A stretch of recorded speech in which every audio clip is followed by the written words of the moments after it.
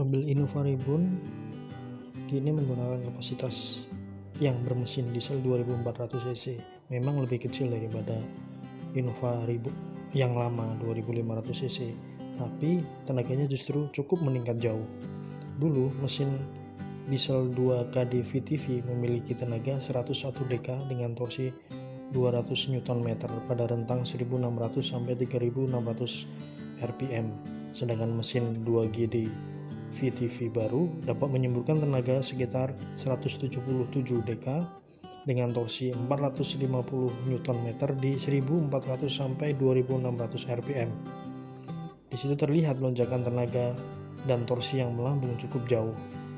Pada mesin baru tersebut terdapat beberapa penyempurnaan, yakni ukuran turbo diperkecil sebanyak 30%, sehingga meningkatkan respon efektivitas turbo sampai 50% dibanding turbo sebelumnya.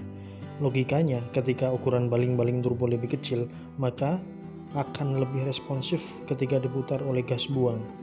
Penggunaan teknologi VNT pun sudah disematkan.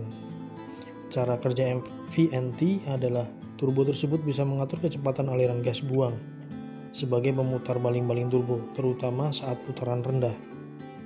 Sehingga saat RPM rendah, efektivitas turbo sudah terasa. Penambahan intercooler juga merupakan hal baru pada Innova Reborn karena generasi sebelumnya belum menggunakan.